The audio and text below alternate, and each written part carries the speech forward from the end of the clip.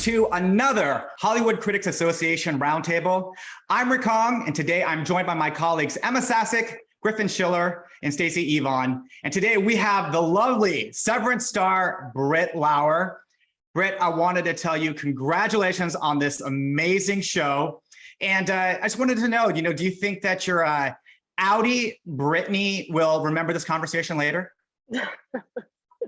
Well, first of all, thank you. Second of all, I haven't been called Brittany in a very long time, so thank you for that, shock. Will Brittany remember this? I don't know. Your guess is as good as mine. Well, okay, well, let me kick this off and just kind of ask you, let me just kick this off and just say, can you talk to us a little bit about how you got to be a part of the project?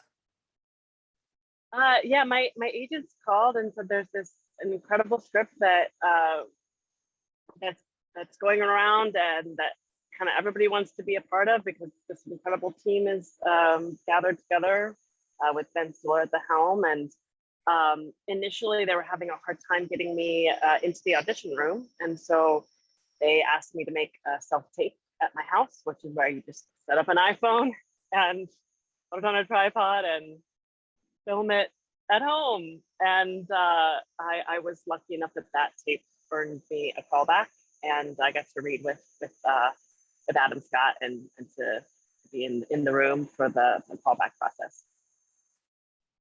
Hi, Britt. My name is Emma. I'm with the HCA. Such a pleasure to chat with you today. Since Severance has so many unique ideas and plots presented, to say the least, how did you even begin to wrap your head around this when you first got that script in your hands and read through the first episode? Well, Helly's journey in the first part of the season is incredibly physical. It feels a lot like an action movie in a lot of the sequences. She's trying to, her objective is very clear, to get out of this building at all costs. So I did a lot of physical dance type of approaches to the character, how she moves and how she talks. And I also did a lot of, this is going to sound weird maybe, but I did a lot of like paintings of the feeling of that she's going through because she doesn't have cognitive memories of her life. I really wanted to get into the more like subconscious kind of dream state approach. Griffin, Schiller with the HCA as well.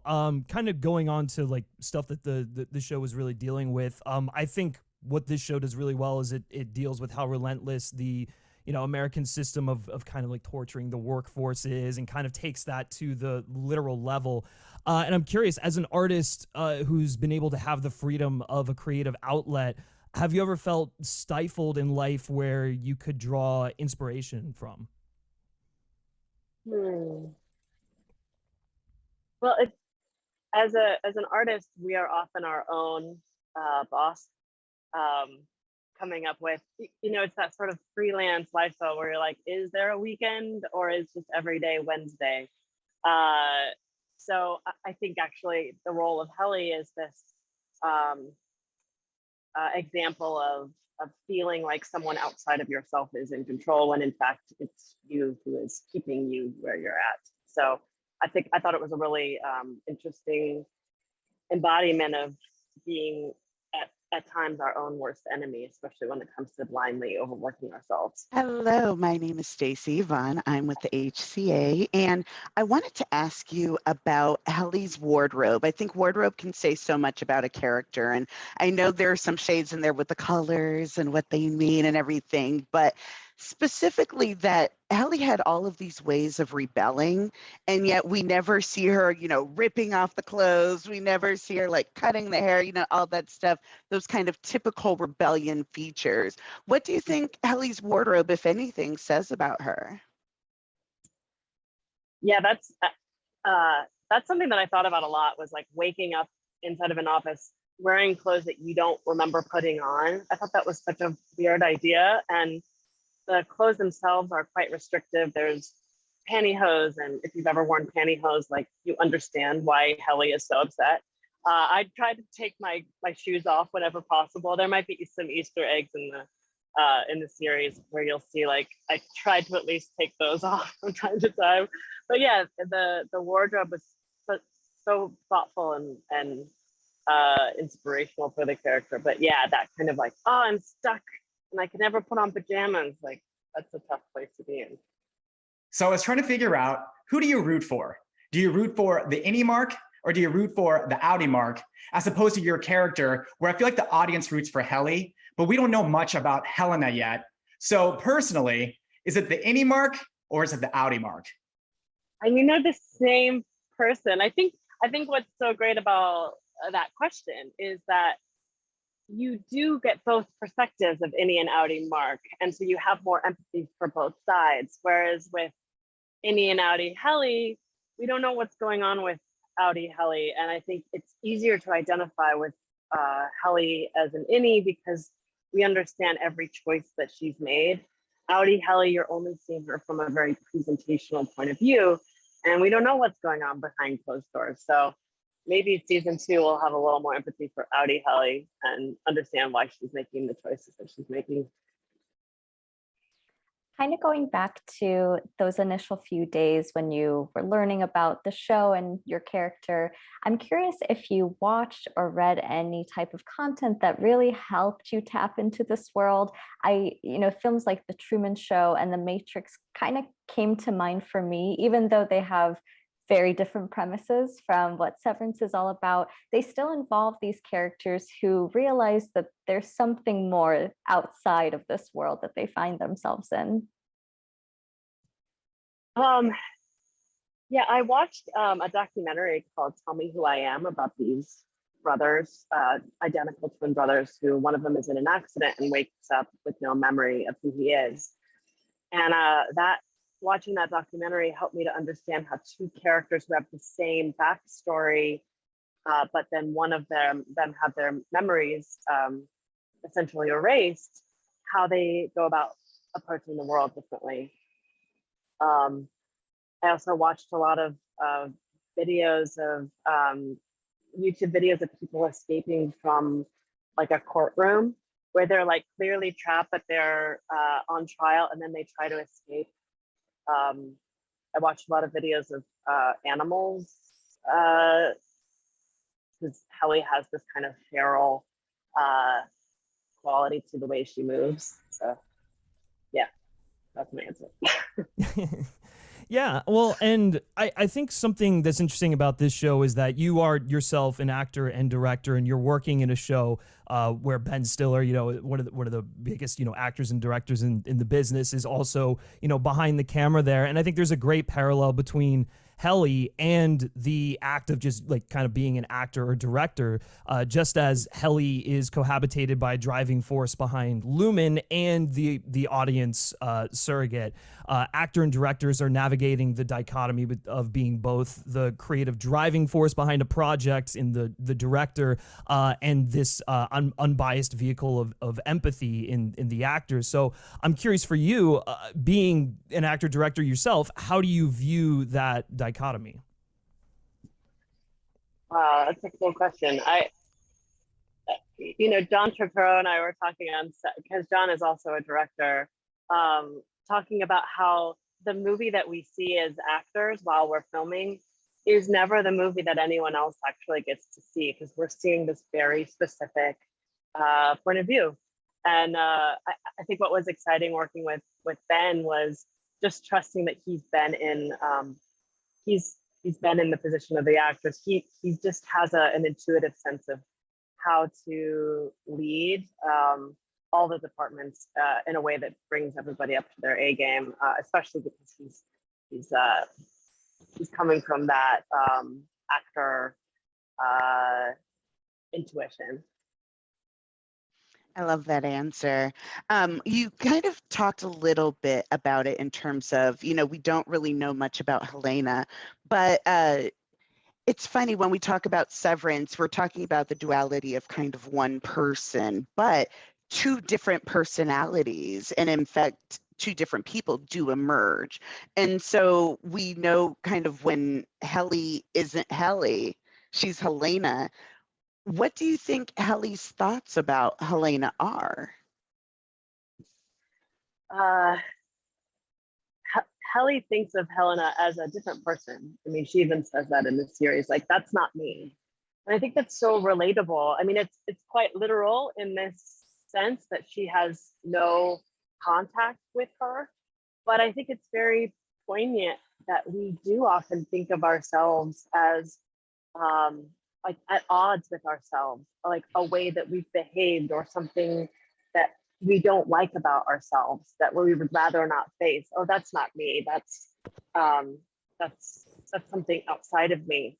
And it was a really compelling approach that Dan Erickson wrote, because yeah, it's a person who is literally waging a war against herself on both sides. So I had the pleasure of meeting you at the DGA season finale. You look fantastic, by the way. I mean, like the most like beautiful person in the room. So I was wondering, how was it being in there, holding on to this secret for so long, and then being able to see everybody's immediate reaction that Helly is an Egan? I'm so glad we did our premiere in reverse. We did a premiere of the finale episode, because watching that final episode with the history that the audience has of the rest of the season, it was so impactful to be in the room and to experience it on a big screen for the first time with the cast. I mean, we'd never hung out outside of work because we were filming during COVID times. Getting to be on a stage together and talk about the work that we love so much was so fun. Like, my stomach hurt at the end of the night. I lost my voice the next day because we were talking so much that night. And it really gives you an insight into our work-life balance. It's definitely been out of whack for the past couple of years. Definitely, but it sounds like it was a good night to get everybody together for. Kind of in that same vein, dealing with that twist that we find out at the end with Helena, and the fact that Helly wants out from her indie world. That's really pretty much what we know about these characters as of right now. But what I thought was so interesting is, despite the fact that Helly has struggled so much with, I guess, adjusting to this world that she finds herself in, she initially offered to stay back at Lumon and turn on the overtime contingency protocol instead of getting those answers herself.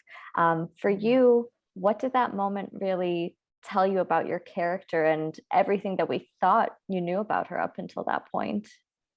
Yeah, I love that scene because it tells you how much Helly has come to fall in love with her office workers.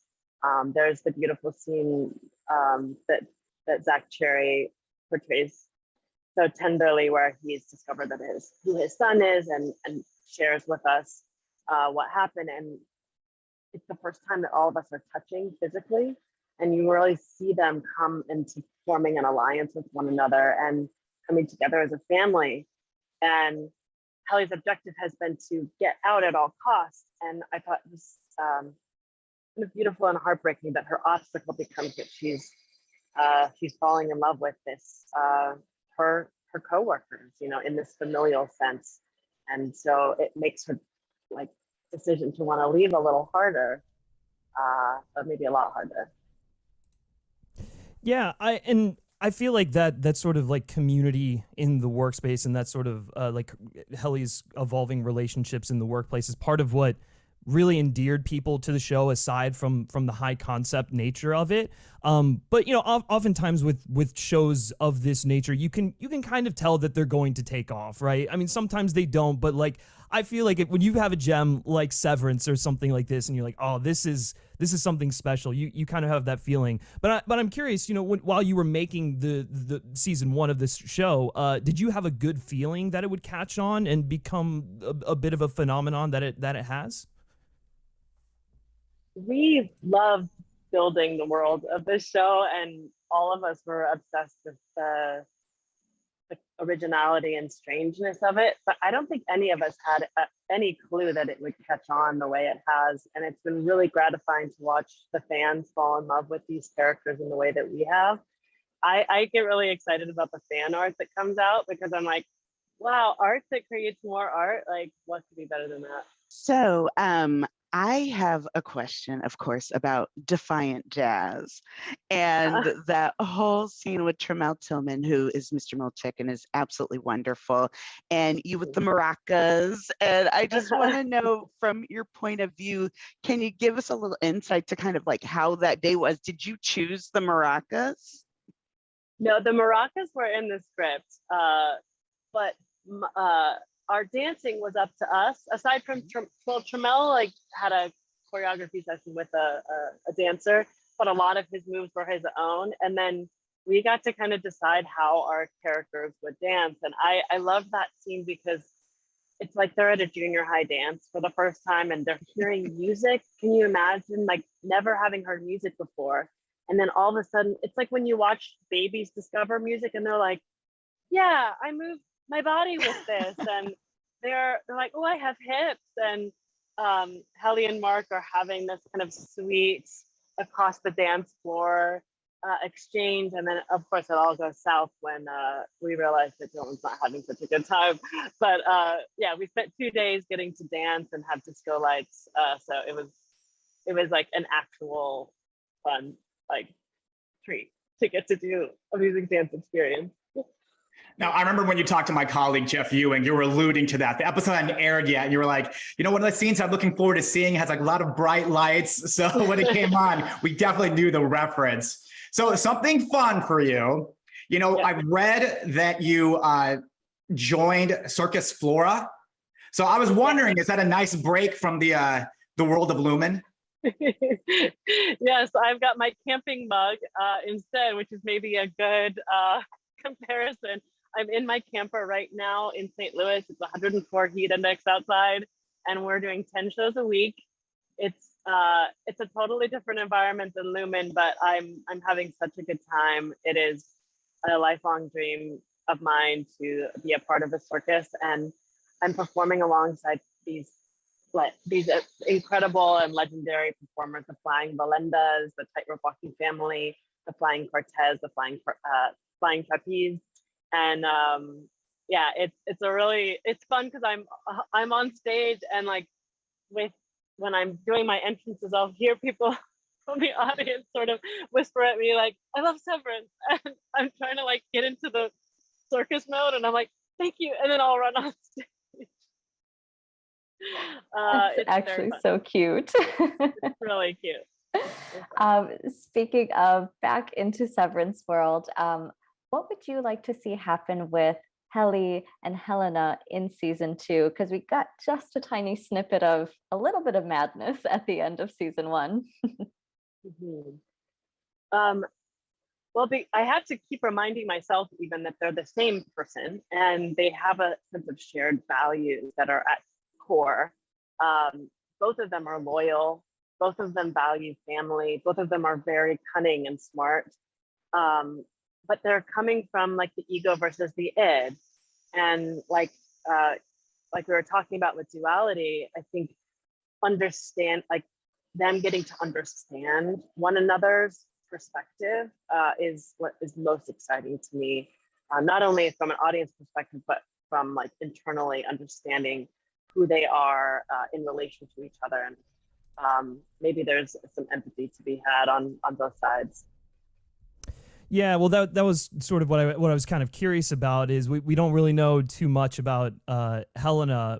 She seems like an antagonistic force, but like we barely scratched the surface. So I'm kind of curious. What do you think that? I mean, and I'm sure you probably know, given that season 2 is in development. But is she really as nefarious as she seems, or is there a little bit more going on beneath the surface there?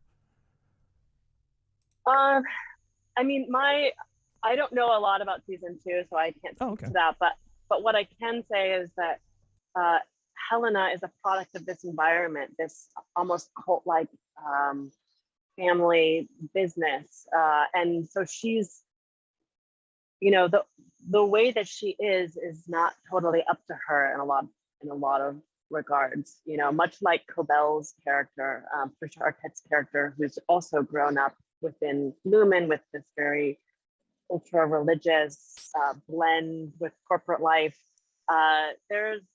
She's been conditioned to behave the way she's behaving, and whether she's fully nefarious or not, I think the fans will have to decide for themselves. But again, I'm always approaching a character from a place of empathy first, when at all possible. Well, speaking of fan reactions, what is the most shocking or interesting fan theory that you've heard about Helly or Helena? The one that I thought was pretty funny was that that all of us are the same person, and we're just like little, which is not true, by the way. But Darn. sorry. At least I don't think so. But that like we're all different like parts of one person. Yeah, I don't think that's true. But interesting. Okay. Final question. So with the Emmy nominations just a few weeks away, have you or the rest of the Severance team decided how you're going to celebrate when you get nominated? Oh my gosh. I mean, I think we're just so excited to be a part of the conversation at this point, and we're probably just, if we do get nominated, like looking for another chance to get to hang out outside of work. I think there's a good shot of that happening. Well, Britt, congratulations again on being a part of such a fantastic show. And on behalf of the Hollywood Critics Association, I wanted to thank you for taking the time to talk with us today. Oh my gosh, it was my pleasure. Thanks for all the cool questions. The show is Severance. You can find it streaming on Apple TV Plus now.